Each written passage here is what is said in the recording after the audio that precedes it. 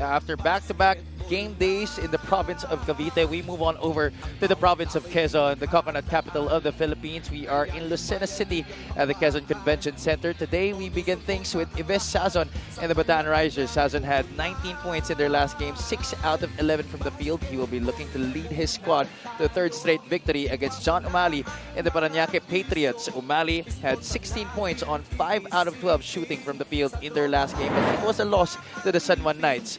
Later on at 6 o'clock p.m., it's going to be the Rizal Golden Cougars facing off against the Laguna Cra Asia Heroes. And in our main game, the Quezon Huskers will be hosting the Nueva Ecija Rice Vanguards. An exciting triple header we have for us today. Good afternoon, ladies and gentlemen. Javi Palanya here, joined by Coach Juanito Gregorio. Now, Juanito, I'd like to focus on Bataan for this one. Bataan, they're facing their toughest opponent yet in this 3-game stretch that Coach Alex Calueng has been on board. What are you liking most about this Risers team right now? Well, it's two things na nagugustuhan ko dito sa bagong Bataan. Number one is their overall aura is a little bit more positive. And number two, adding Dan Sara gives them a leader and also a closer in the end game. And that is what has been the change para dito sa Bataan Risers. Sara has been performing well as of late, as mentioned by Juanito. The third member of our broadcast panel is Miss Mika Abesa. Miss Mika, narinig natin na wala si Coach Mike sa gigit for this game. You know, I'd like to talk about wins when it comes to these two teams. Bataan had a 2-game winning streak, which gives them high hopes to still get that 8th spot for the playoffs. Parañaque, on the other hand, won against Zamboanga, won against Bulacan, and lost by only 6 points to Samuan. And you are right, Javi, meron silang bagong interim coach ngayong araw na to, si Coach Stephen Mopera, who said na kailangan talaga nilang galingan ngayong araw na to para naman daw mapatunayan that they still deserve to be here. Javi, Juanito. Thank you so much, Mika. We'll be hearing more from her as this game progresses. Mapapanood nyo ang Liga ng Bawat Pilipino on MPTV Channel 98 on Signal, as well as on our Facebook and YouTube channels. Mamaya may delay telecast tayo on 1PH. That's going to happen at 9 o'clock p.m. Now let's talk about the team standings, beginning with the North Division. Juanito, please break this down for us. Well, let's look at the two teams that will be playing in the ball game right now. Bataan and Parañaque are only a half game behind each other, but they are 3 games behind Marikina, so both of them are knocking on that playoff door, and every win will be crucial going forward sa ating huling parte ng ating eliminations. Even Rizal is trying to creep into that playoff picture. Mamaya they'll be facing the Laguna Cra Asia Heroes. That's why games today are very important. Now in the South, what's happening? Well, here in the South, it's still a very close matchup. But if we're looking at the home team, Quezon is 14-6.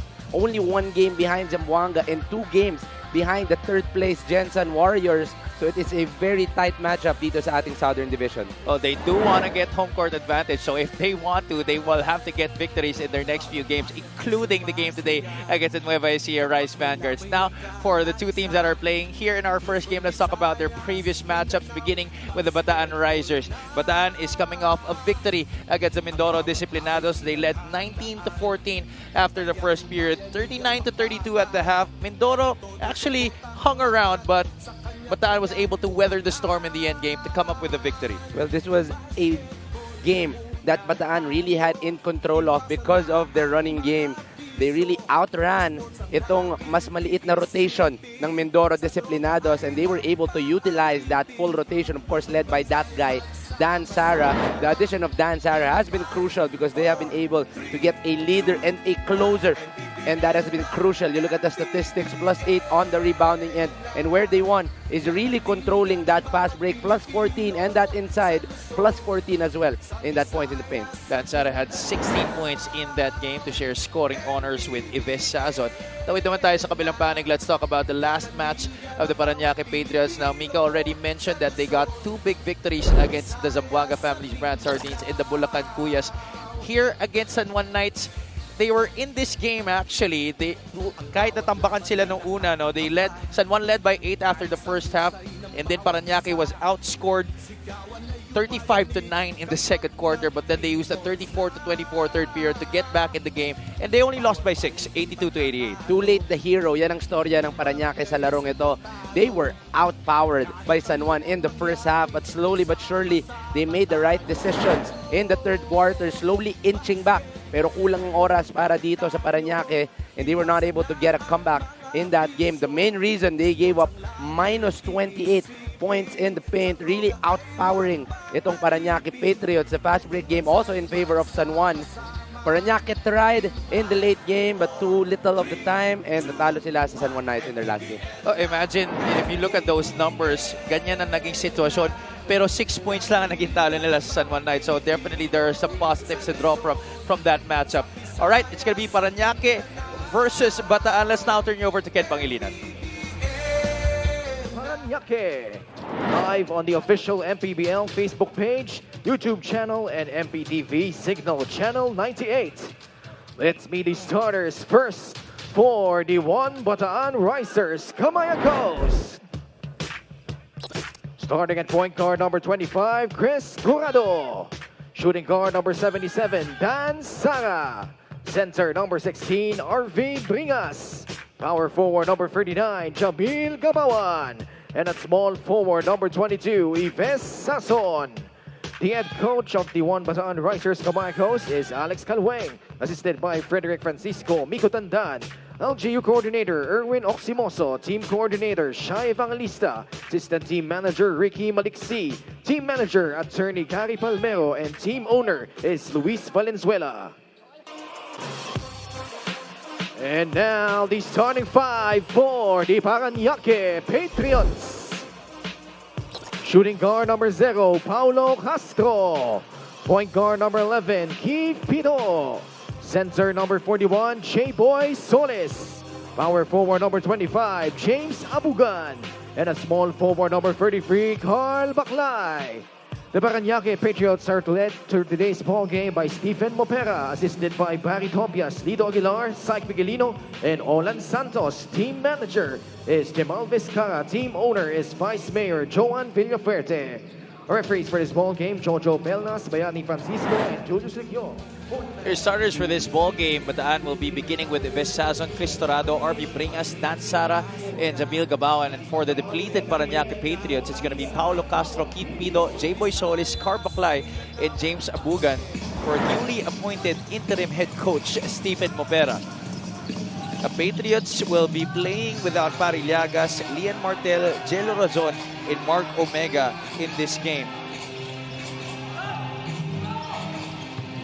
Bataan gets the opening tip. Bringas missing on the first attempt of the Risers. RB Bringas was only good for 5 points in their last game against the Mindoro Disciplinados. But there has been more involvement in the offense para dito sa Bataan, para kay RB Bringas. And expect a lot more involvement in today's ball game. Marami sa backcourt. The front court nitong Parañaque ay wala today. So expect them to be able to give it to their bigs. That's practically one half of their front court rotation para dito sa Parañaque. So it's gonna be a tall order, literally and figuratively, para dito sa kupunan ng Parañaque to be able to stymie this Bataan Risers big men. Parañaque opening this game with 2 turnovers. Sara directing Gabawan to get that rock. So far this early, nakikita agad ang struggles without a few of their guys. So a few starters are not in this ball game, so they are adjusting early in this ball game. Parañaque lets Torado shoot an open look from three-point country, but missing from the right wing. Another turnover for Parañaque. Things a little bit shaky to begin for the Patriots. Not the way you want to start the ball game. The first 1 minute and 20 seconds, tatlo na ang turnover mo sa ball game na to.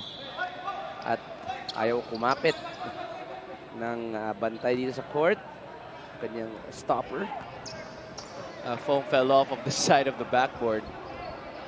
There's going to be an official's timeout here as our venue organizers try to fix this. Still no points on the board for both squads. Parañaque and Bataan fighting for a final push in our playoff roster sa ating North Division. Currently at 9th and 10th sa Norte. We're going to take a short break as our organizers here try to fix this situation. Magbabalik ang MPBL.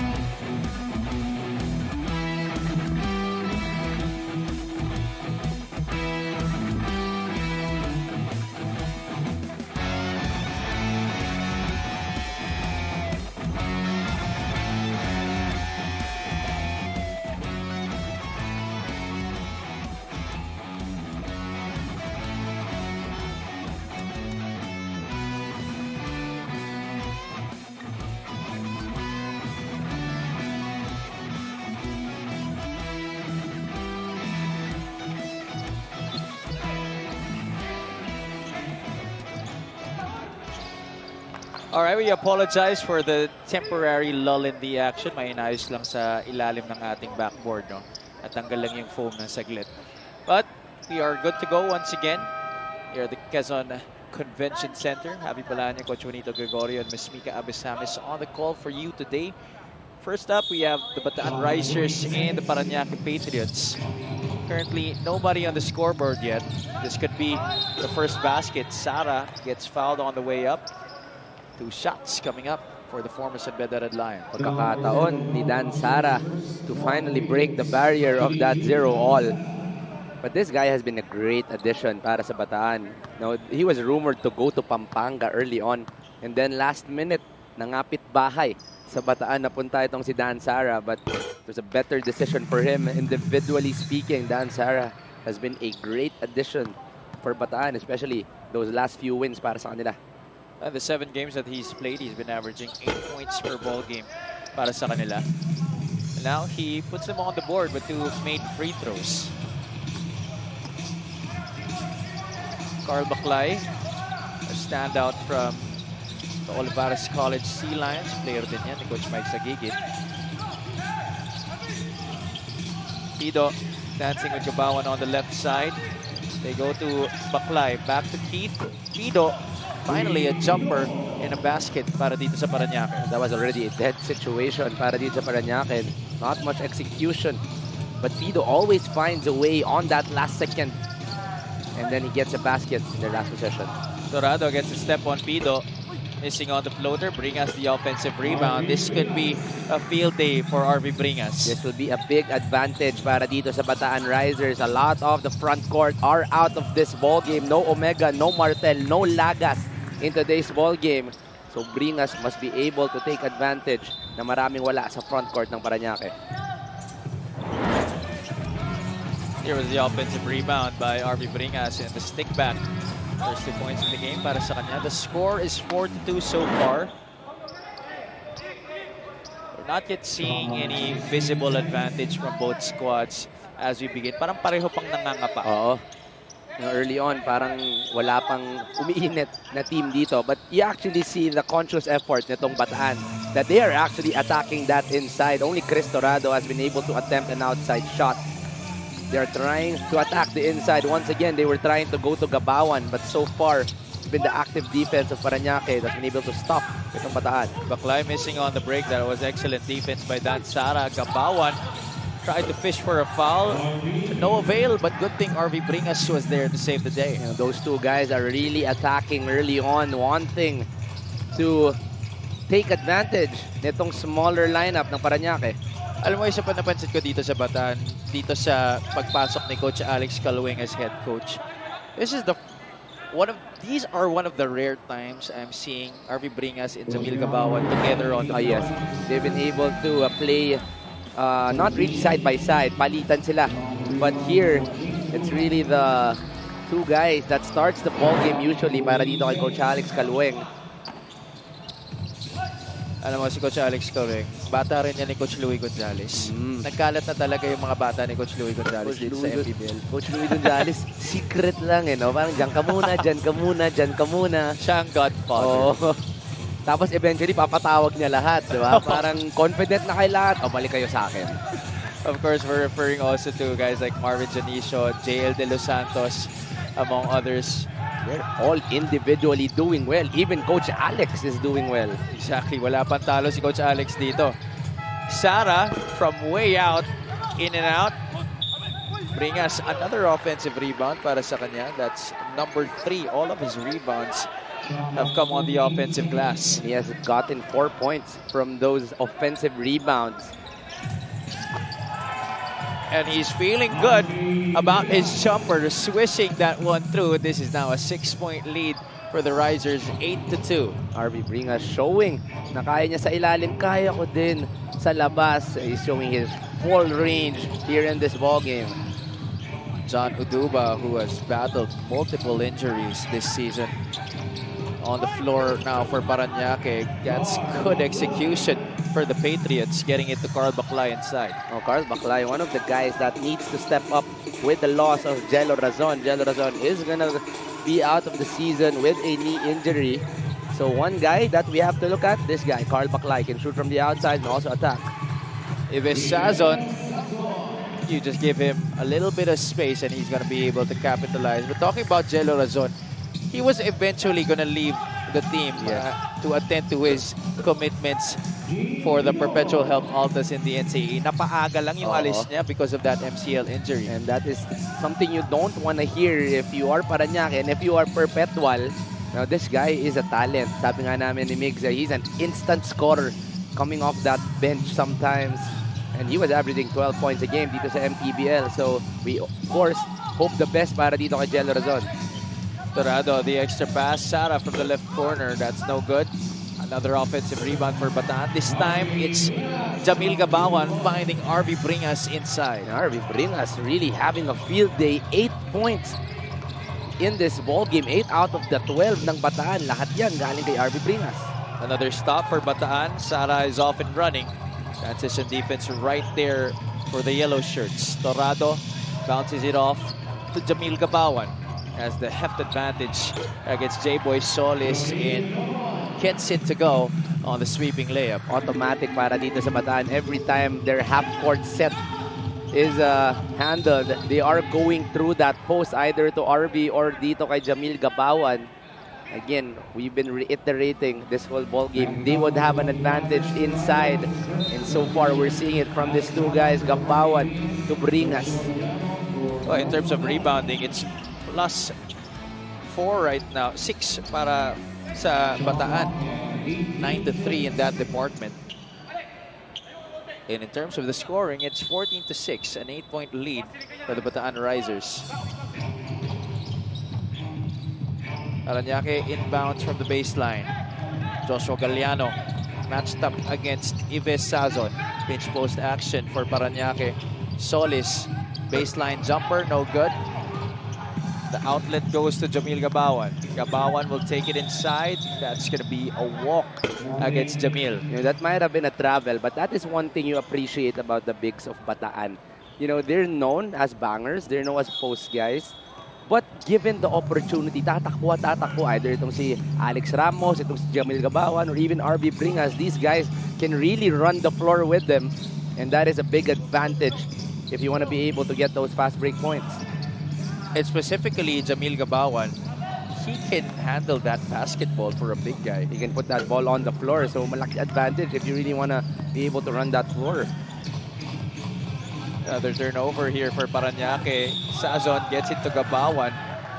And there really is now a seeming disadvantage for the Patriots. Kanina, we were saying na parang nakakapapa yung parehong kupunan, but it seems that the Risers have already gotten into their groove and have really been showing the way inside the paint. So slowly but surely, nakukuha na ng Bataan itong kanilang laro. They are trying to outrun itong Parañaque, and they are doing well early on. And now let's turn you over to Ms. Mika Abisamis. You talked about the progress of Bataan with the leadership of Coach Alex Calweng. Well, he actually said, I gave them the ball. Sa inyo yan. You just have to shoot it for us. Ganon siya ka-free sa kanila, which he believes is working so far. For this game, he focused on helping the first line of defense. Yung dati daw na hug your defender is not working kasi. Sabi pa niya, I told the boys this for today. This is your last game. No more tomorrow. Extend your earnings. What a motivation, Javi, Juanito. Wow. What a speech given there by Coach Alex Calweng. This is your last game. Do you ever do that to your players? Hindi naman. Parang medyo nagugulat naman ako para dito kay Coach Alex. Pero kung gumagana, bakit hindi?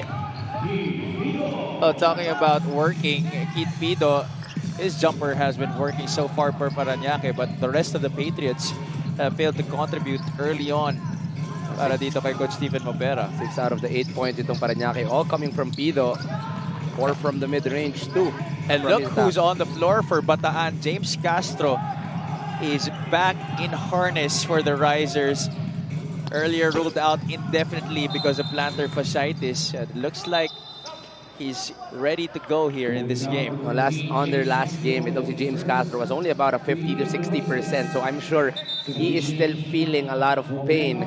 But you know, James Castro, this guy is a leader, this guy is a veteran, at alam niya gaano ka-importante yung mga susunod na laro para dito sa Bataan Risers. So here he is showing up for the Risers and playing their game here in the Quezon Convention Center. Only played 5 minutes in their last matchup against the Mindoro Disciplinados. Coach Alex Calaweng trying to slowly break him back into the rotation.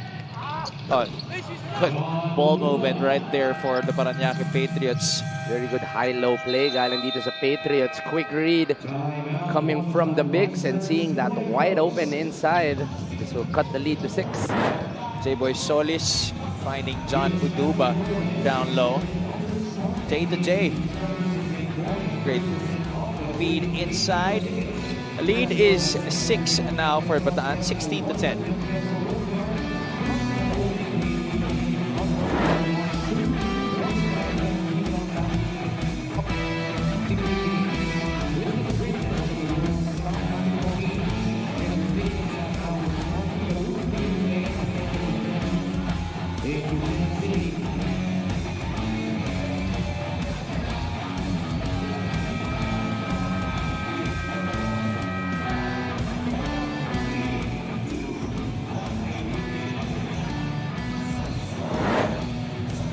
Let's take a look at what transpired yesterday at the Imo City Sports Complex. Marikina escaping the Mindoro Disciplinados in the first game, 96-90.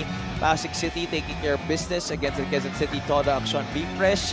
And the final matchup yesterday, the dunk show by the Imos SB squad, particularly Poy Poy Actub, climbing to a 125-66 victory against the Bulacan Cuyas. Highlight day para kay Poy Poy Actub. I'm sure we'll be seeing a lot of those dunks in our highlight reel, in our top plays of the week. So abang-abangan na po natin yan. That was a very historical game for the Imos SB squad.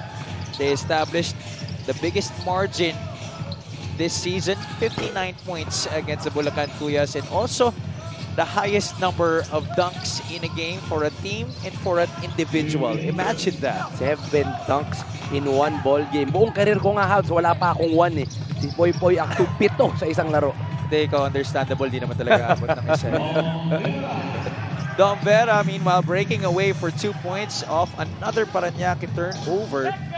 That has been piling up for the Patriots here in the first. Already with 5 giveaways. Pido gets a screen from J-Boy Solis. He pops out, finds Uduba once again. Short hands that hook shot. No spacing para dito sa Parañaque. 3 guys were all about 5 inches apart from each other. So your offense will really struggle if you are that near from each other. Looks like that foot has been healing well para kay James Castro. Getting to the basket and scoring 2 points. We're slowly but surely seeing the James Castro of old, yung healthy James Castro, but the past few games we have not been able to see that. Pero unti-unti itong si James Castro nagiging healthy na. J-Boy Solis getting it to Paulo Castro, knocking it down from 16 feet. Castro this time from the outside. That's good for 3. Mukhang hindi natin pwede questionin itong si James Castro. He may be only about 60 to 70%, but the heart of James Castro will always be 100% if he wants to get the win. That's very true. And, you know, this game, very important for both squads. Magkadikit yan sa ating playoff picture in the North Division. 9 and 10 respectively, itong Bataan and Parañaque. Castro, who has had 5 straight points now for the Risers. Gets it to Robbie Darang. Better recovery para dito sa Parañaque. All 5 guys are now down to play defense. About a 2-second differential between shot clock and game clock. Look who's feeling it. El Capitan para dito sa Bataan Risers. James Castro getting another one from the outside. Galliano to answer. No good. Castro, if that goes in. Muntik na. That had a good line almost until the very end. Lopsided first quarter para dito sa Parañaque Patriots. 3 guys who you can really thank in this first quarter. James Gabawan, RB Bringas, and James Castro. The veterans are playing terrific here in the first quarter. That's why they have a 14-point lead. Well, Castro came off the bench to score 8 points para dito sa kanyang koponan, and that's why they're up by 14 after the end of 10.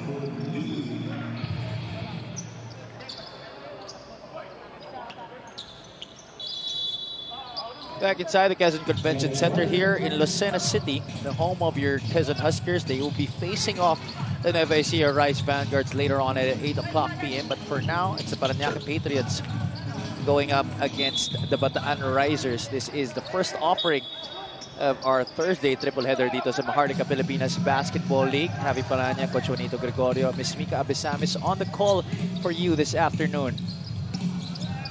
Score is 26-12. 14-point advantage for Bataan. All Bataan in the first quarter, especially on the rebounding. We see here the field goal percentage not really far from each other, but 8 more opportunities para dito sa Bataan Riser. 22 attempts para sa Bataan, only 14 for Parañaque. And that has been the difference. That's why the Risers are up by 14. On the flip side, Parañaque locating John Uduba underneath, who was fouled. 2 shots coming up para dito kay Uduba. You actually see a lot of potential dito kay Uduba. He's averaging 8 points and 4 rebounds a game, but you were saying, Habs, the injuries has been able to limit this guy. And we're still hoping there's still a few games, 6 more games para dito sa Parañaque, and we want to see the talent of Uduba in the MPBL. Oh, he's actually one of the veterans for Parañaque now, as one of the more experienced players para sa kanilang koponan. Those releases have just really hampered his progress this season. Pwede mo na nga yung tawaging Iron Man ngayon eh. A zone here for Parañaque. Gabawan back out to Castro. Vera. Last moment decision to get it to Gabawan. Ends up in a stop, but a counter steal here by Robbie Darang. Oh, good active defense coming from Robbie Darang. That was only a one-on-one fast break, but Robbie Darang was able to get that ball. Solis successfully challenging that shot out. Baklay attacks the baseline. That is yet another turnover for Parañaque. 2 straight to open up this second quarter, just the way we opened up this ball game. That is one skill of Robbie Darang that is very underrated, is the way he waits for that basketball kung saan mahuhulog. And that steal, that's already 2 steals para dito kay Robbie Darang. This guy is more known from his stop and pops, but this guy can also play defense, especially off ball. Gabawan, reverse pivot, in the finish on the other side with the inside hand. 6 points para dito kay Jamil Gabawan, but more importantly, 14 points in the paint para dito sa Bataan. Mali answers back. Oh, that's a guy who doesn't need any time to warm up. As soon as he gets that basketball, he's ready to shoot right away, as evidenced by the last shot. Cuts this lead to 13. It's very hard to read that set shot of John O'Malley kasi parang pwede lang niya i-release at any time. Important stop right there for Parañaque. He's also one shooter that has yet to showcase his outside talent. But this guy can really attack. But one guy who can attack is this guy, Jamil Gabawan. Gabawan and Bringas really attacking early on. Pero bawi naman itong Parañaque from the outside. Yeah, talk to us about that shot by John O'Malley. You said na very deceiving. Yes. This shot, you just don't know when he's gonna release it. A lot of times, yung mga players, once they bend their knees, you already know these guys are actually gonna go up and take that shot. But John O'Malley really relies on that upper body to push and release that shot. So if you're the defense, once you relax dito at ibaba mo yung kamay, John O'Malley just knows when to shoot that basketball. Clay seeking 2 of his free throws to get them to within 11, but Dante Baguio, one dribble in the pull-up from the right side. Coach Alex Calweng making use of a lot of his players already in this game. Dante Baguio only averaging 6 minutes a ball game. He's getting his first 2. Dom Vera, that is the second fast break of the game. The defense just really on point here today for the Bataan Risers. They're looking very sharp and picking off those passes. Parang sila pa yung naghahabol. The way they're playing defense here in the second quarter is very active. They know how important this game is for them to be able to enter the playoffs. At yun ang mindset ng bawat individual dito sa Riser. So you see the energy they're bringing out here in the first half. Sabi na nga ni Mika kanina that Coach Alex told his players before this game that this is your last game. And they're playing it like it is. Vera being pressured by Umali. Gets away. Push shot is no good. Singh, bounce pass to John Umali. Top scorer para sa Parañaque in their last game against San Juan. 19 points on 6 out of 11. John Umali slowly but surely showing up here in this league. In their last game, he was one of the crucial players kung bakit nakahabol itong Parañaque. Kulang lang ang oras para dito sa Patriots, but Umali was really the guy who started it all in that last game. We're really seeing the added liberty given here by Coach Alex Calawing dito sa kanyang mga players. You can see Dante Baguio confidently going up for shots. Baguio only averaging 1.2 points a game. Pero dito sa larong ito, talagang lahat ng players, they know that they actually have the go signal to attack and to shoot. That was actually one thing that Mika said. Coach gave them the ball at sinabi, kayo na gumawa ng paraan. And so far today, once they actually have that basketball, you see the freedom in every player in the offensive system. They have definitely been responding as you look at the turnover story on your screens. 9-3. Sazon, he loves those jumpers. Points off turnovers, 8 points para dito sa Bataan, only 2 para dito sa Parañaque. Parañaque has not been able to take care of that basketball, and Bataan has been able to convert those turnovers into points.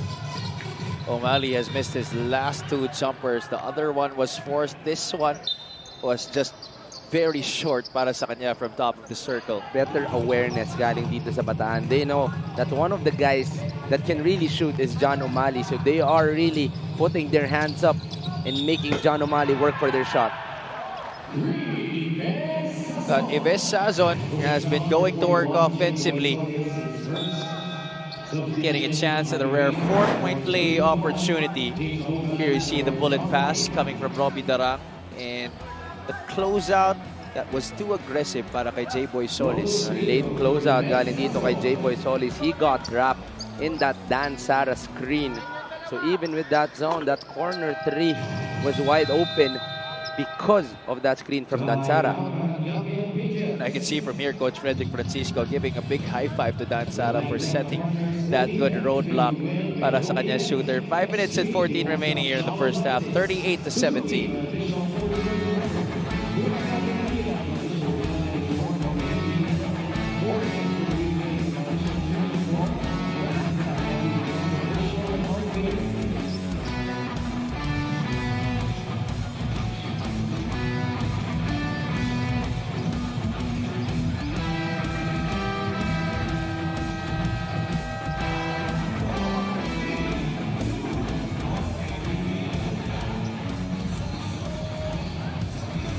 For premium experience and exceptional stay, do check in to Boracay de la Ia, the official hotel and resort of the Maharlika Pilipinas Basketball League. We're live here at the Quezon Convention Center in Lucena City, coconut capital of the Philippines. Later on, we'll be seeing the Quezon Huskers facing off against the Nueva Ecija Rice Vanguards in what could be their biggest showdown yet of the season. Gandang labanan na to, kanin. Laban sa coconut. ang labanan mamaya. So it's really going to be a tough battle. Both of those teams are actually very high up our playoff ranking. So I'm sure that this will be a packed venue come the 8 p.m. game. For sure. 2 of the biggest agricultural products of the Philippines, rice and coconut. Oo. Sa basketball court muna maglalaban. 17 seconds left here on the 24 for Parañaque. They're down 38-17, but James Abugan has other things in mind. Too much space para dito kay Abugan. Talagang hinayaan lang ni Arvid Bringas tumira. Trying to test out the range of James Abugan, but James Abugan answers. Meron ako niyan, kapatid. Bringas wants to get back at Abugan. He wants it at the post. Fall away jumper. Almost showing the range once again on that shot. Good adjustment by Parañaque. They are trying to close down on that paint, especially that they are smaller in this ballgame. Abugan getting a good pass from Clarence Singh. Back-to-back baskets para kay James Abugan. Good off-ball movement galing dito kay James Abugan. His defender was sleeping on that weak side. So So he found that read, cut to the basket, and gets an easy 2 down on the post. Abugan switches off on Sara. Goes back to RV Bringas. Sazon with a rock. Sara attacks middle. The spin. Shot is way off. Unsay looks up. Baguio right in front of him. Nobody marking James Abugan. RV Bringas has not been able to defend itong si James Abugan on the last 3 possessions. 7 straight points para dito kay Abugan. And 5 of those came from RV Bringas. The lead is down to 14 from a high of 21. Bringas at the post once again, this time on the right side. Abugan flops. No, it's going to be an offensive foul. So good defense coming from James Abugan, selling that call really well. James Abugan really challenging itong si RV Bringas. Not only on the offensive end of Parañaque, but also on the defensive end. James Abugan does a good job against RV Bringas. That's a good read that he knows na babangga at babangga itong si RV Bringas. So, Coach Alex Galuing, upo ka muna RV, palamig ka muna dyan sa bench. There you see. Getting him right in the middle of his chest. This is definitely going to be a step-up game para kay James Abugan, or at least it should be, because they're going to be without Pariliagas, Lian Martel in this game. Oh, he'll be playing a lot of minutes in today's ball game. Uduba able to draw the foul against Dante Baguio, to his dismay, but definitely a lot of contact on that move. I've always been saying this, once you get that confidence, you don't only get the confidence in attacking, but you also get the respect of the defense. You see everybody closing out and closing down dito kay James Abugan. So he finds that kick out and gives an open attack para dito kay Uduba. 2 free throws para dito kay Uduba. Uduba with 3 points so far in this game. As you look at the free throw story, Bataan has not yet missed, while Parañaque is 3 out of 5 now. 3 out of 6 after that missed free throw by John Uduba. 38-25, a little mini run here by the Parañaque Patriots. Long along, cuts inside. Dorado, sorry, that's Alex Ramos finding Dante Baguio.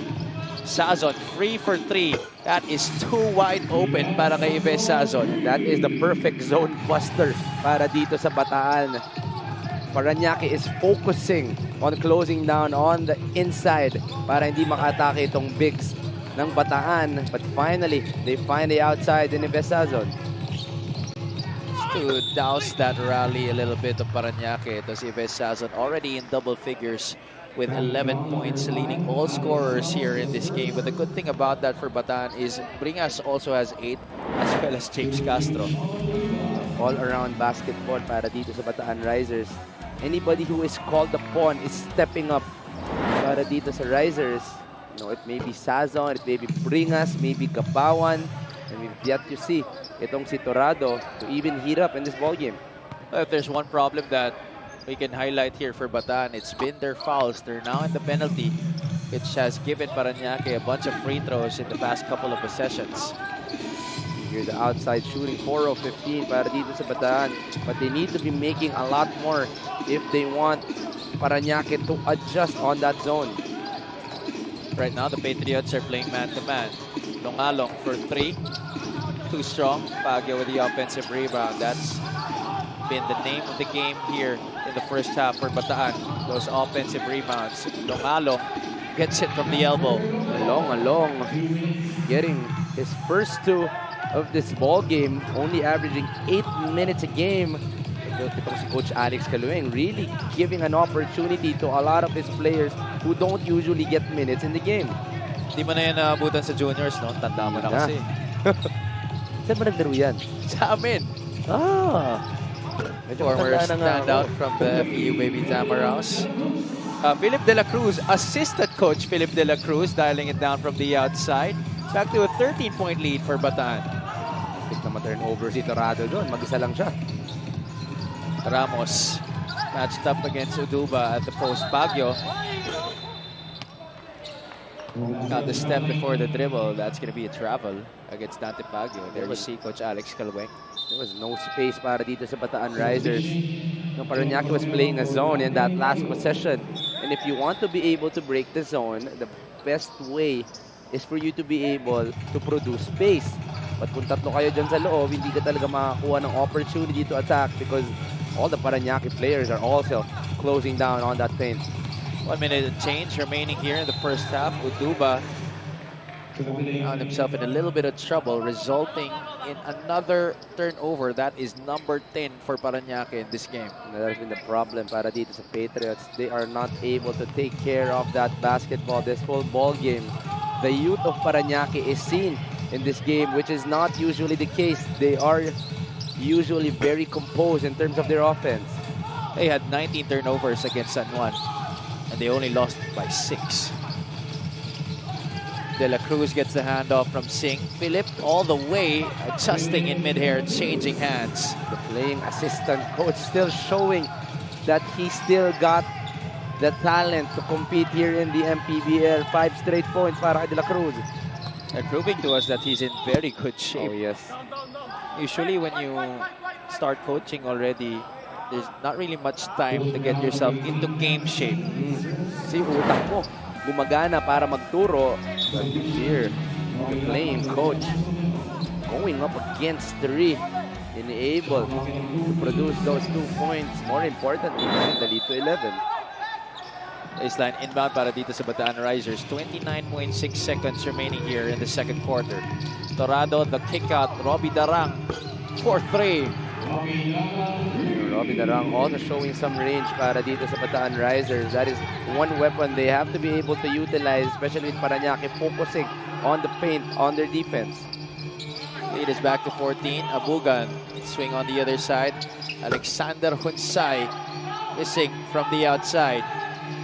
Torado finds Ramos running the floor, and Alex Ramos will finish the 2 points. You gotta credit Torado on that fast break pass.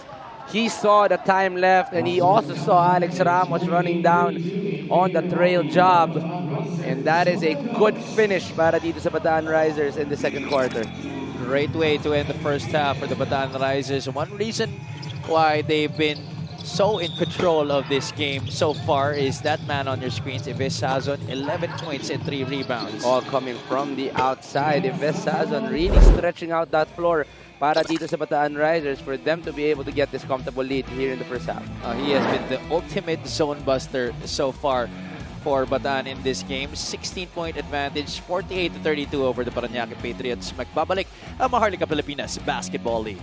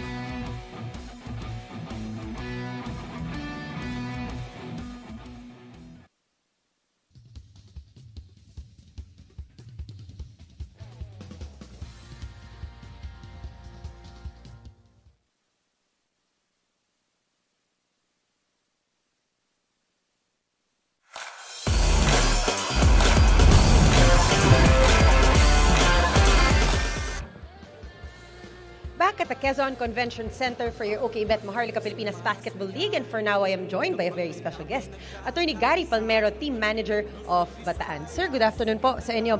Very clear yung progress ng Bataan under Coach Alex Calueng, lalo na po yung decision-making nila on offense sa court. How happy is management about this? Masaya kami na nagkiklik yung offense namin tsaka defense namin. At saka kasi naghahabol kami ng playoffs kaya siguro yun na rin yung motivation ng team namin para gumanda yung laro namin.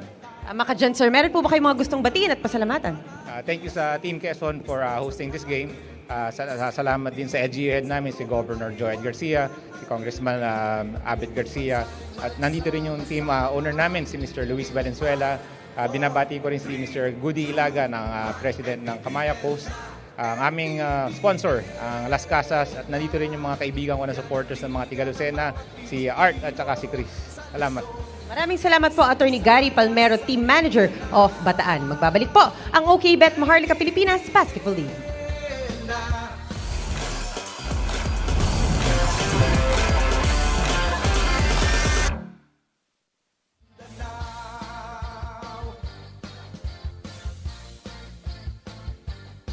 Ang bawat laban ay nakakakaba dahil sa husay ng bawat isa.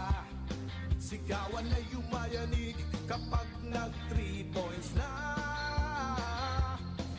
Bawat bayay di patatalo, buong barangay ay suportado. Kahit ano ang mangyari, sama-sama tayo. Basketball na muna tayo, iwasan na ang mga bisyo. Sports ang laging iisipin, sa droga ay huwag maalipin. Buong bansa'y magsama-sama. In 5, 4, 3, 2, 1, MPBL na, MPBL na. Yan ang liga ng bawat Pilipino, sa Luzon, sa Visayas at Mindanao.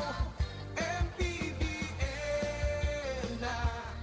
Yan ang liga ng bawat Pilipino, sa Luzon, sa Visayas at Mindanao. Sa Luzon, sa Visayas at Mindanao. MPBL, Maharlika Pilipinas Basketball League.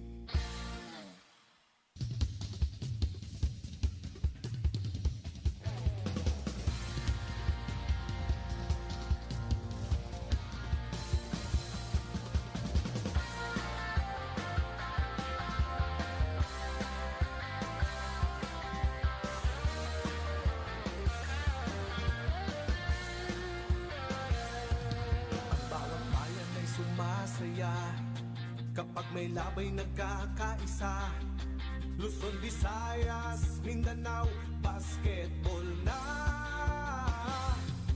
Ang bawat labay pinaghahandaan, kaya yumayanig ang bakbakan. Todo suporta ang lahat sa kanya-kanyang kupunan. Basketball na muna tayo, iwasan na ang mga bisyo. Sports ang laging iisipin, sa droga ay huwag paalipin. Buong bansa'y magsama-sama. In 5, 4, 3, 2, 1, MPBL na, MPBL na. Yan ang liga ng bawat Pilipino, sa Luzon, sa Visayas at Mindanao. MPBL na. Yan ang liga ng bawat Pilipino, sa Luzon, sa Visayas at Mindanao.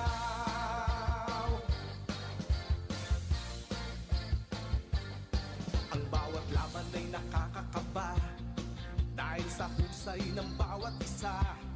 Sigawan ay yumayanig kapag nag 3 points na. Bawat bayay di patatalo, buong barangay ay suportado.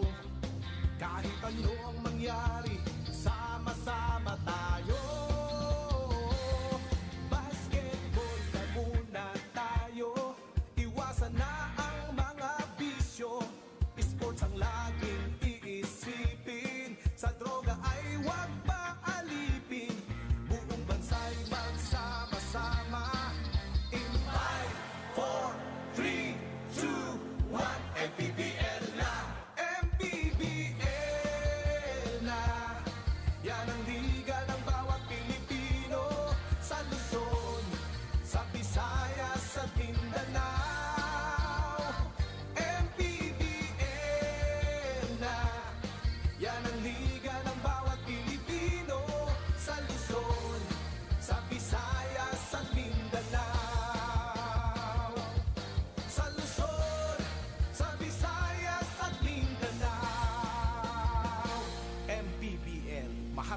Pilipinas Basketball League.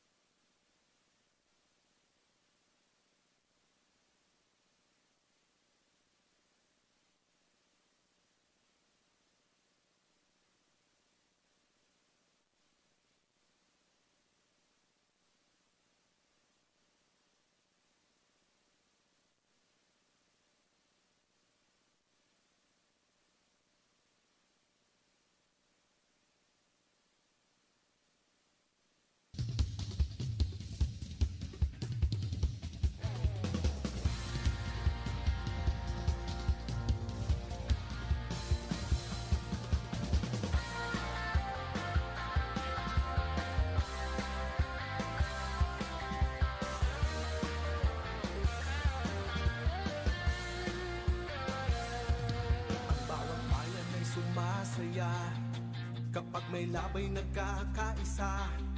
Luzon, Visayas, Mindanao, basketball na. Ang bawat labay pinaghahandaan, kaya yumayanig ang bakbakan. Todo suporta ang lahat sa kanya-kanyang pupunan. Basketball na muna tayo, iwasan na ang mga bisyo. Sports ang laging iisipin, sa droga ay huwag paalipin. Buong bansa'y magsama-sama. In 4, 3, 2, 1, MPBL na, MPBL na. Yan ang liga ng bawat Pilipino. 48-32 in favor of the Bataan Risers. It's been all Bataan here in the first half. And really well in control, both on the offensive and the defensive end.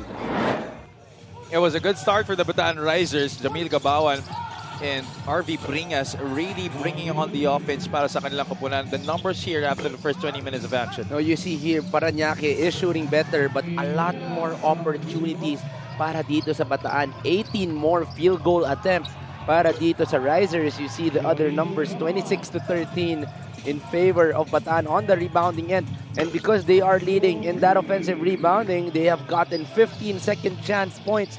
And of course, that running game also in favor of Bataan. +6 para dito sa Risers. Everything going their way in favor of that offensive game. That is why they are up 48-32 to end that first half. And also one stat that we didn't highlight there sa ating mga halftime statistics, it's the turnovers for Parañaque that's been hurting them in the first half. But thankfully, James Abugan has been trying to resurrect their squad here in this game. He was able to start a mini run towards the latter part of that second quarter, but Bataan finished the first half strong on the efforts of guys like Ives Sazon, who now has 11 points, Bringas and Castro with 8 apiece, Gabawan with 6. Sa kabilang panig naman, Parañaque is being led by James Abugan with 7. Keith Pido has 6. Uduba and assistant coach Philip De La Cruz combining for 10 points para sa Parañaque Patriots. Offensive struggles was really seen para dito sa Patriots. Guys like Paulo Castro is not yet able to show up in this game. Also Solis, not yet existent in this ball game. These are the guys that need to step up if they want to be able to come back in this ball game. Bataan begins the second half with Alex Ramos, Jamil Gabawan, Dan Sara, Cristorado, and Ives Sazon. Practically the same starting unit. And practically the same start as we begun this ball game. Ives Sazon knocking down a jumper to begin festivities here in the second half. Terrific play to start the quarter. That staggered screen on the baseline was really successful, getting Ives Sazon wide open on that shot. Joshua Galliano is joined by Paulo Castro, Keith Pido, James Abugan, and J-Boy Solis para kay bagong interim head coach Stephen Mopera. There's a foul laban dito kay Ives Sazon. As you see here, the first play of the third quarter para dito sa Bataan Risers. Could have been a foul after that shot. Meron na siyang 4-point play kanina in the first half. Good block coming from James Gabawan. Di nakita sa... Jamil Gabawan. Di nakita sa screen natin. That is a good stop coming from Bataan. 11 on the shot clock here for Parañaque. Galeano thought twice, short on that jumper. Torado gives it to Ives Sazon. Sazon, the sidestep. Foul laban dito kay James Sabugan. And the running game continues para dito sa Bataan Risers. Every time Parañaque misses or gets a turnover, automatic on the minds of the Risers that they have to be able to run. And that seems to be the game plan of Coach Alex Calueng. So far, it's working in this game. In their game against Mindoro, Bataan had 21 fast break points. Looking very good in that department as they try to duplicate or maybe even better that number here in this game. On the best player of the game, the last game, Ives Sazon, looking like another candidate in this game. So, kaya ba niya mag-back-to-back in terms of his best player performance? That definitely is a very good possibility here in this game. He's leading all scorers now at 16 points. Solis gets it to the cutting Abugan. There's going to be a foul. Laban dito kay Alex Ramos. Two early fouls para dito sa Bataan in this quarter. They have to be able to, they have to be careful. That was the problem in the second quarter. They gave a lot of free throws dito sa Parañaque. The only thing that kept them alive, and that is too early on in the third quarter. Pido attacks the much smaller Chris Torado. That's another foul against Bataan. Pangatlo na ng Bataan here in the third quarter, and we are only a minute and 20 seconds into the third quarter. And this will be opportunity para dito sa Parañaque to slowly cut into the lead. And now we take this opportunity to turn you over to Ms. Mika Abesames. There's clearly an outworking problem for Parañaque. May mismatch sa bigs. Kailangan talaga nila sipagan sa rebounding. Besides the list of injured players, may pressure talaga to continue that progress that they have started already. For Bataan naman, I'm really starting to like going to the Bataan huddle. Yung mga motivational lines ni Coach Alex Calueng are really entertaining to me. Kung kanina, sabi niya, last game na nila to. Ngayon naman, sabi niya, 2 quarters pa lang, huwag kayong masaya. Hilarious. Javi, Juanito. Thank you so much, Totoo Mika. naman, totoo naman. Well, he really has been getting a lot from Coach Louis Gonzalez, I'm sure. And Coach Alex Calueng has really left a positive imprint on this Bataan Risers team. He's already trying to be a candidate for best motivational speaker here in the MPBL. Pero syempre, ako, Coach Elvis Tolentino pa rin yung nasa taas. I know, I think we should start putting microphones on the coaches for us to be able to get a lot of those motivational quotes. I'm sure hindi lang yung dalawang yun. Marami pang ibang coach yan. Ng mga gandang pwedeng sabihin, MPBL, baka po pwede natin tignan yan. Kaso yung problema, di daw pwede lagyan ng mic si Coach Gerson Cabildes. Sa dami ng mapapagalitan ni Coach Gerson. Especially in the game later against the Quezon Huskers, that will really be an important game for two teams actually. Nueva Ecija trying to bounce back from a loss against Makati, while Quezon trying to get better position at the top of the playoff standings in the South. Lead is 21, the biggest of the game for the Risers. It has been a mighty struggle offensively to begin the third quarter for the Parañaque Patriots. Coach Stephen Popera taking over from Coach Mike Sagiget, at least for today's ball game. And Parañaque is also playing today without Barry Liagas, Lian Martel, Jello Razon, and Mark Omega. Sakit-sakit yung mga players na wala para dito sa Parañaque. Those are all rotational players for the Patriots. So other guys has to step up in this game. And their top scorer, Jello Razon. Ramos recovers the rock. And stripped away. There's another foul on Bataan. We are only 2 minutes and 43 seconds into the third quarter, and we already have 7 fouls coming from both of the teams. So that is how slow this quarter has been. Galing ng math mo dun ah. Oo, kailangan mabilis ang subtraction mo. Bakit nung college hindi naman ganyan? Oo nga, hindi ko rin alam. Paulo Castro able to draw yet another foul against the Bataan Risers. They're now in the penalty with still 7 minutes to go here in the third quarter. Ang Bataan really getting a lot of fouls here in the third quarter. A lot of hand checks, a lot of pushes para dito sa Risers. So they have to be able to adjust because if they get into foul trouble and their main guys are gonna be fouling out or on the bench because of foul trouble, masakit-sakit to. And that is a way for Parañaque to come back. And in that last game, Parañaque was able to wax hot in the third and the fourth quarter, cutting the lead to all the way up to 4 in the fourth quarter. Question is, here in the third quarter, how long will it take for Parañaque to get back into this game and make it competitive? First entry in the game para kay Jeff Santos, did not play at all in the first half. Usually a starter during Coach Ricky Dandan's time. Sara from the perimeter. 4 points now in the game para kay Dan Sara.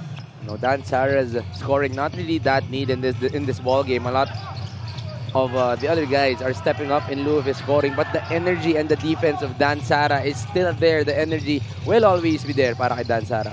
Alam mo, bata pa lang tayo, matunog na ang pangalan ni Dan Sara as a great point guard for the San Beda Red Cubs and then eventually for the San Beda Red Lions, winning multiple championships in high school and in college. You know, way back in high school, he's always been stable, and even in college. But one thing that he added is really that speed, and it never got lost. The energy, the leadership, even the shooting would always be there para kay Dan Sara. So again, a great addition para dito sa Risers, who already have 2 of the best guards in the MPBL in Torado and Robbie Darang. Robbie Darang. Here you see the steal, or sorry, the getaway by Keith Pido. Talking about great guards, this guy has really proven in this season that he can compete with the best of them. Keith Pido averaging 7, 4, and 3 in this season, doing a little bit of everything. But when he's needed, this guy can instantly score double digits para dito sa Patriots. Oh, just like in their last game against San Juan, he had 12 points on 4 out of 8 shooting. I remember that game against the Rizal Golden Coolers, where they were able to get to within 1 point in that game, kaya lang they fell short. He really battled it out with his cousin, JJ Pido. Yung mga Pido na yan, talagang matitibay. Mga galingan yung very high IQ. That is one thing you love about those Pido cousins. And there's another Pido in the coaching staff of the Gensan Warriors, Coach Noy Pido, consultant ni Coach Rich Alvarez. Actually began this season as their head coach. The Pidos really making their name here in the MPBL. So shout out sa mga Pido dito sa MPBL. One guy I want to shout out is Liam Martel ng Parañaque Patriots, who they said actually graduated college if I'm not mistaken. So if you are watching, Liam, congratulations. Siyempre, sabi nga natin, student athlete, student first before athlete, and props para kay Liam Martel who finished his studies. Definitely not congratulations on the situation of your team right now. Namimiss ka dito. You are greatly missed here by the Patriots. Keith Pido and company trying to make do with what they have here so far. Down by 18 points, 59-41. Keith Pido, the only guy in double digits para dito sa Parañaque Patriots. And you know when it's your point guard in double figures, especially for a team like Parañaque who boasts of different scorers, medyo may problema sa opensa ninyo. Meanwhile, sa Bataan, wala nagiging problema yung opensa. You know, it's just a free-flowing offense para dito sa Bataan. They see a lot of options from the inside to the outside. And eventually, someone is wide open because of that weave, because of that flow. And on that last possession, it was Dan Sara who was wide open after that handoff. He's picking up his scoring here in the third quarter. Easy shot right there by John Uduba. Sorry miss. Darang finds Jeff Santos on the corner. He loves those corners. And that's why First bucket of the game para kay Jeff. Oh, that is his job, to go to the corner and shoot that three. As soon as Jamil Gabawan got that ball, Jeff Santos ran to the corner. 5 versus 4 opportunity. Nakita ni Darang, wide open para kay Jeff. Darren Singh tried to get it back. That three-pointer is long. It will stay with Parañaque with 10 seconds on their shot clock. Parañaque trying to find another guy to help itong si Pido here in the third quarter. It's not Castro, so they'll be trying Baklay in this quarter. Bataan, on the other hand, has been getting lots of help from different people. Pido now with the rock. The spin. And he gets the bounce on the push shot. You know, he might not be one of the tallest guards here in the MPBL, but he has a wide frame, which he has been able to use terrifically in this season. That bump galing kay Keith Pido is deadly because he gets enough space for him to operate either from that fadeaways or that floater. 65-43, the lead is 22. Jamil Gabawan extending that to 24 points now. Veteran versus young gun, showing off that experience. Simple fake para dito kay Jamil Gabawan. Napatalon si Solis. Easy layup on that up and under. And I know we've been saying that Bataan would be exposing the disadvantage of Parañaque in terms of height.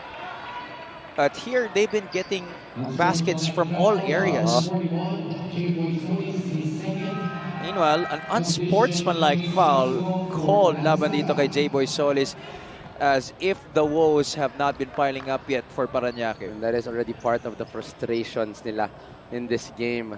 You know, Parañaque might be a young team, but this is a team that always battles even the younger guys. But you know, if you are emotionally affected already, there's a lot of times like this na talagang lumalabas na yung emotions, and that is a clear elbow coming from J-Boy Solis. And it was against Portales right down the half line as they were crossing over. Right in front of the referee, kaya kitang-kita talaga yung elbow extension na yun. Pero walang malushoot si Portales sa kanyang mga opportunity. Only the second and third misses from the line in this game for Bataan. Galing sa free throw line. James Castro will inbound here to Robbie Darak. Castro boy gets the handoff. Down to RV Bringas. It's John O'Malley defending RV. Bringas, the turnaround. Thought he was hit. Wanted the whistle, didn't get it. It's going to go the way of Parañaque. Bringas is not that aggressive in this quarter, even in the second quarter, the way he was in the first quarter. He really wanted to control that paint early on. That's why he got 8 early points. Pero medyo nagbawas ng aggressiveness itong si RV. That's an early turnover in that Parañaque possession by Carl Baklay. Chance to extend this further. Santos, acrobatic shot. Couldn't get it to go. That's a good cut coming from Jeff Santos, but just could not control his body on that fast break. Robbie Darang once again playing the passing lane. It's a pass ahead to Jeff Santos. Waits for teammates. Still a lot of time to burn on that shot clock. No need to rush here for Bataan. Portales sets the screen. O'Malley goes out to help. Back to RV. Bringas up under, blocked by Uduba. Not the same start para dito kay RV Bringas. Offensive struggles are already being seen here in the third quarter. Nakapag-adjust na itong Parañaque sa post-up game nitong ni RV Bringas. They have been able to stop him on the last 2 possessions. Meanwhile, Keith Pido has been trying to persevere in getting his team back in this game. He has been, I should say, the lone bright spot here in the third quarter para sa Parañaque. And the only guy really trying to attack and get some scoring para dito sa Patriots. They want a comeback. All the other guys has to step up and show up. You just saw Coach Stephen Mopera, the new interim head coach of the Parañaque Patriots, but really not a big change para sa Parañaque, as Coach Stephen has been a long-time assistant of Coach Mike Sagigit with Olivares and with Perpetual. to A the same little system. scuffle here between Kit Pido and Robby Darang in the backcourt. I'm sure a lot of these guys know Robby Darang. Robby Darang played para sa Diliman Prep, and this is a usual opponent para sa Olivares College. So I'm sure that there has already been a lot of games between Robby Darang and the players of the Parañaque Patriots. Dahil penalty na ang Parañaque, Robby Darang is at the line for 2 shots. That's a miss. First trip to the line here in this game para kay Robby. Robby Darang, 3 points, 4 assists, and 3 steals in today's ball game. Might not be the highest of numbers, but he has been able to really bring in the energy on that defensive end, lalo na nung first half, for them to be able to get a lot of fast break opportunities. Baklay, the kick out to John O'Malley, swishes that one through. Oh, that is a smooth stroke galing dito kay John O'Malley. Every time this guy gets a little space, it's an automatic release for him. And on their last game, 4 threes para kay O'Malley. Had 19 points in that game against San Juan. Let's see if he has what it takes to get them back into this one. But Robby Darang slowly trying to break this game wide open for the BATAAN Risers. Quick answer coming from Robby Darang. And he just doesn't want the Parañaque Patriots to knock on the door of their lead. De La Cruz turns the corner. Tries to leave it for Oduba. That's picked off by Sombero. Darang. One-hand pass. Santos from the corner once again. Again, automatic run to the corner, providing a lot of space on that early break. And the perfect find coming from Robby Darang. You know, you do your role, everything falls into place, and that is what happened in that last possession. As Coach Alex Calueng put it in that report by Mika earlier, I give the ball to you, kayo na bala. Kitang-kita naman natin doon yung tiwala nila sa isa't isa. There you see, this was the 3 by Robby Darang. Rattled that one home. And then, of course, another one coming from Jeff Santos. Back-to-back threes para dito sa BATAAN Risers. And this is a 26-point lead coming into the 4th quarter.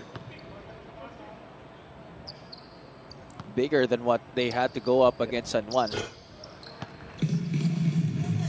This 3rd quarter has been very crucial here in this game. This could definitely spell the difference if Parañaque doesn't make a move right here, right now. Santos pops out. Jeff waiting for something to happen here sa opensa ng BATAAN. James fakes a 3, gives it to the corner. Robby Darang once again from the outside. I'm surprised that Robby Darang still got to be open. That was a slow execution galing sa BATAAN. Nagkagulo pa nga on that baseline, but somehow Robby Darang was still able to get open on that corner. Pero sagot naman agad itong si John O'Malley. O'Malley trying to utilize the power of the 3-point shot in this comeback attempt for the Parañaque Patriots. That's still a huge mountain to climb here. 25-point lead, 77-52. Oh, you see how undermanned this team is. You have to put John O'Malley on RB Bringas, and you will definitely see the disadvantage. They're just lucky RB Bringas will be missing on that possession. Those were 2 gimmies by Bringas. Oh, Singh missing a gimme of his own. The Risers advantaged here on transition, but they run out of time as that marks the end of quarter number 3 here between the BATAAN Risers and the Parañaque Patriots. Oh, just no awareness on that last possession, but this was a good quarter played by the BATAAN Risers. 29 points, the most they scored here in the ball game. That is almost 30 points para sa Risers, and that will give them a 25-point lead.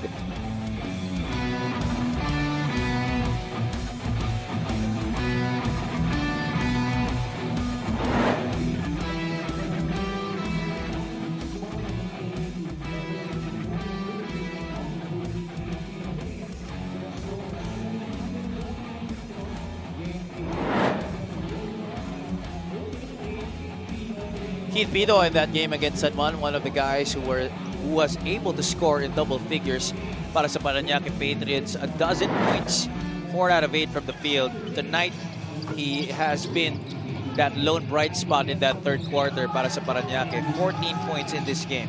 Still have to commend Keith Pido for the effort he is bringing in this ball game. He's been aggressive. He's been trying to attack everybody in his way.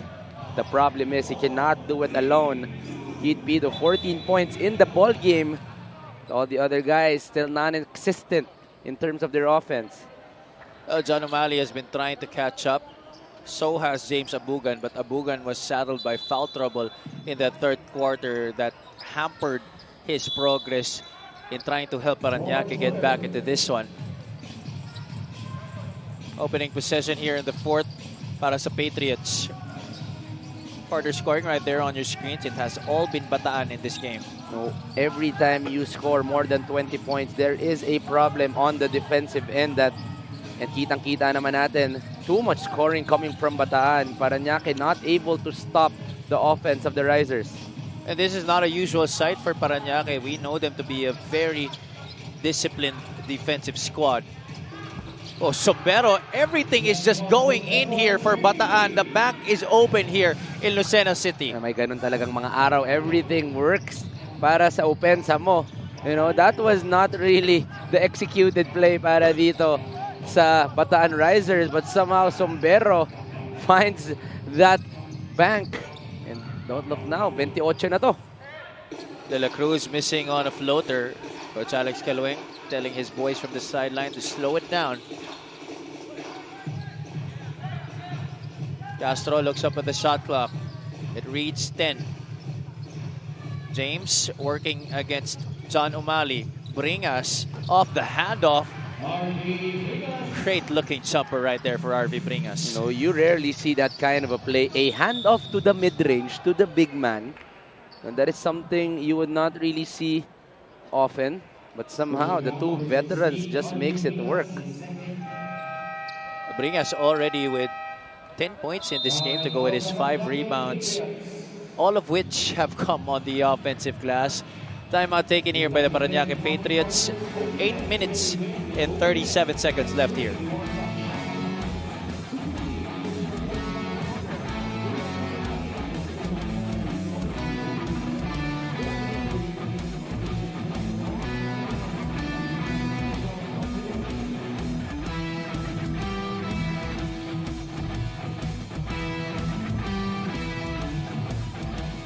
Next 3 games on the schedule of the Parañaque Patriots. They will be facing the Giant Lanterns at the Brenzy Giao Convention Center on August 10. A week after that, they will be going up against the Imus SB squad.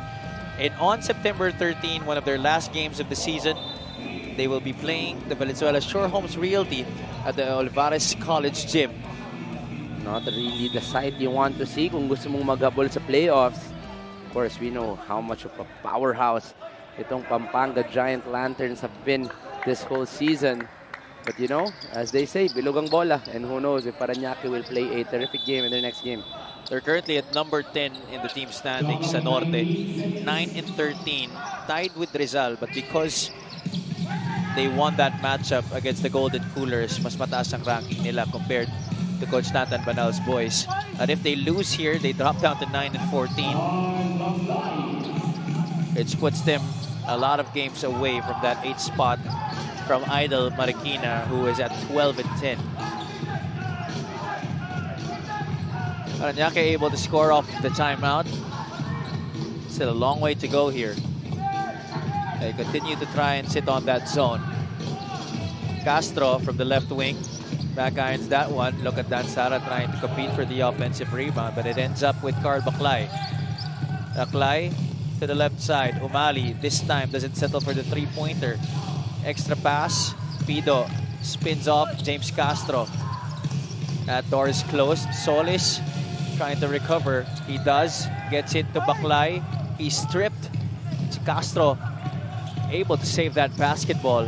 What a stop there for the Risers. You have to commend itong Bataan Risers. They're already leading by 28, but still is very active on the defensive end. That ball was swung around in that possession, but Bataan was able to adjust on every ball swing.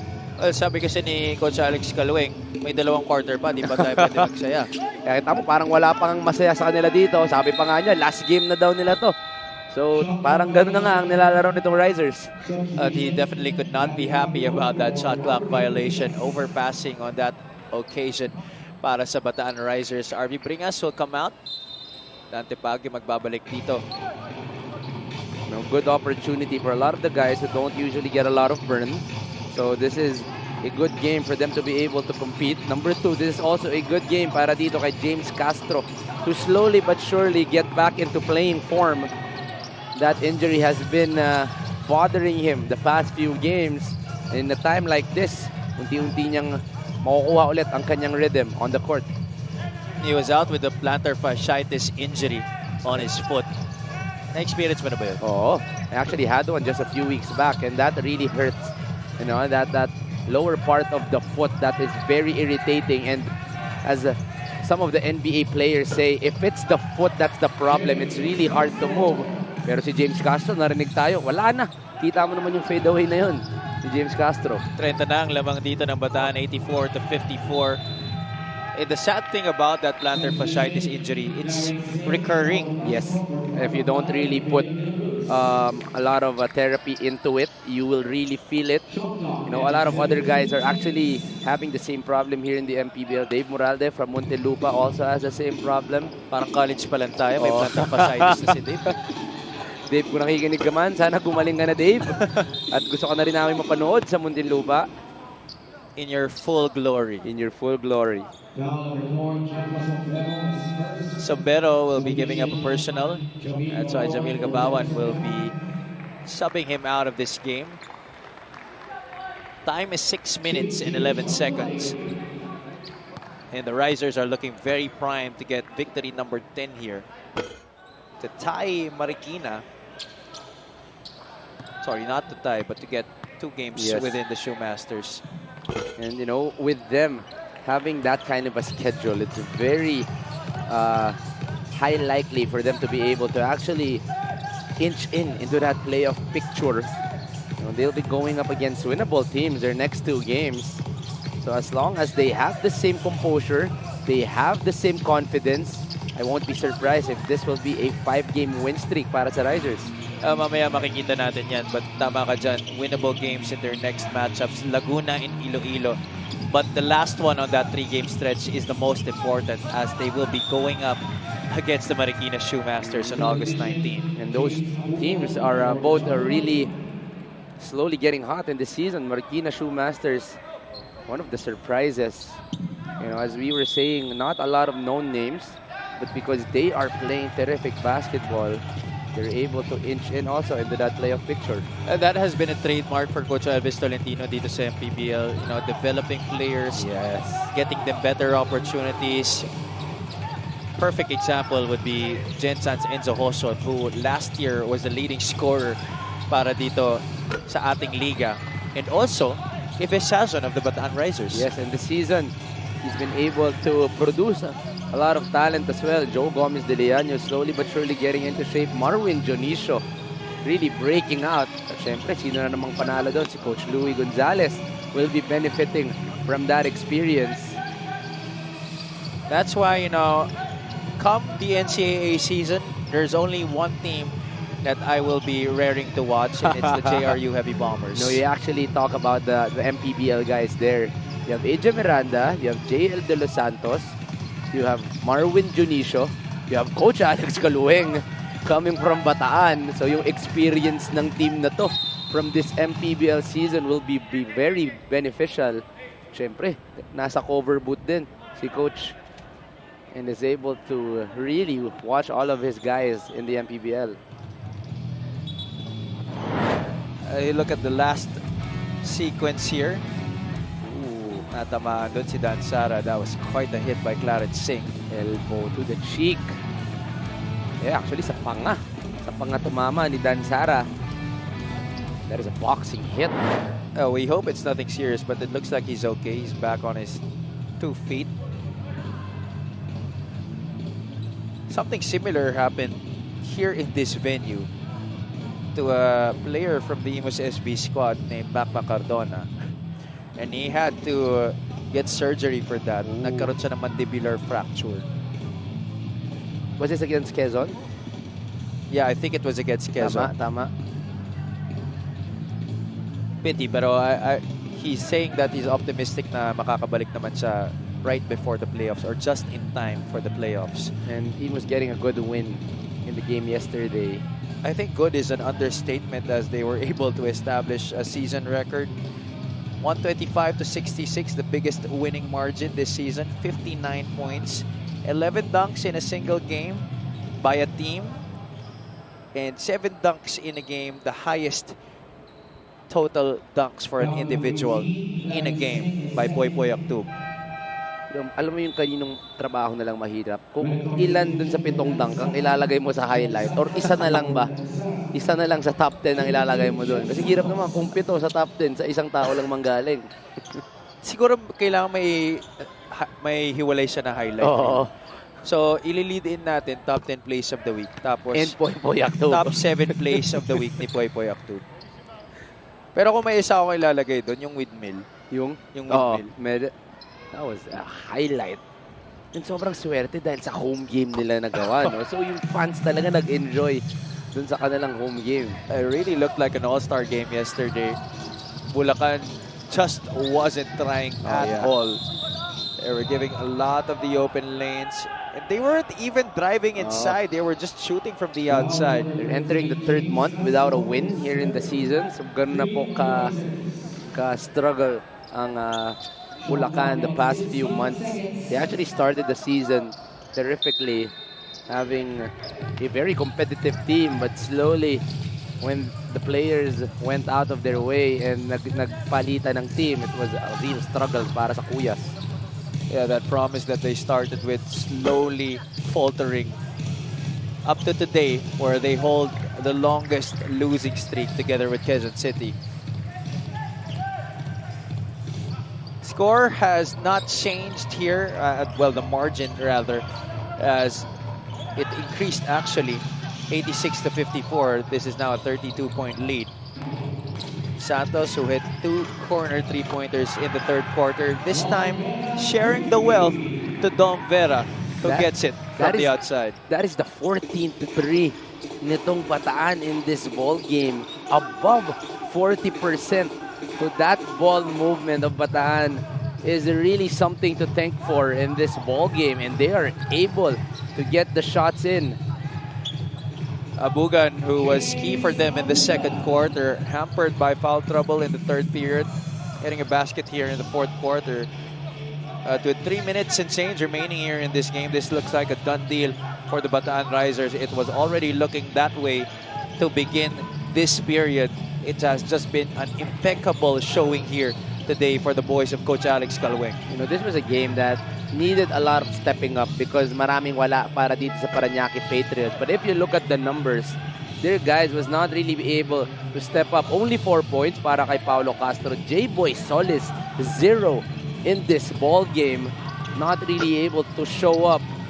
Galiano, 0 points as well in this ball game. And these are 3 guys that are usually in the rotation in the highest scorers para dito sa Parañaque. But today, just non-existent.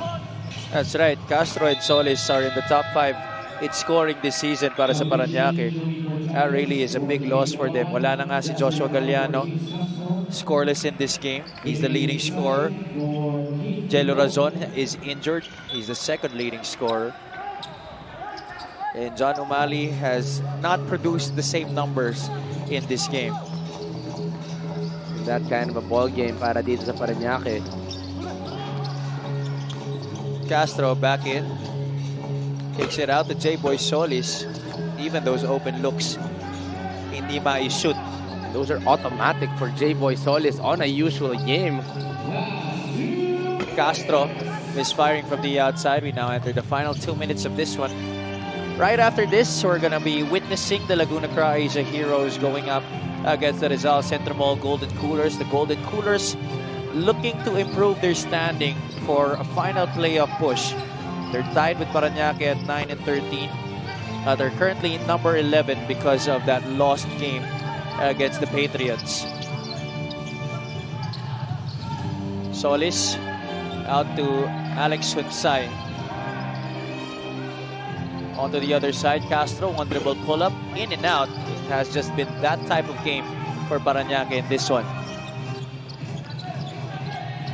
89-56.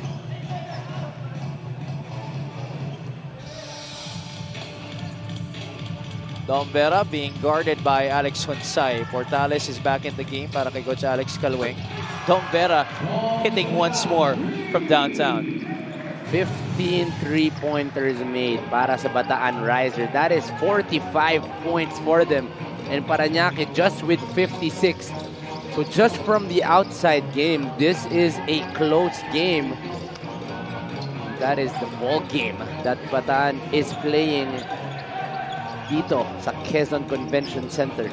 All right, once more to update you on the team standings in the North. Parañaque losing this one will drop to 9-14. So definitely now behind the Rizal Golden Coolers. Bataan will be moving up to 10-12.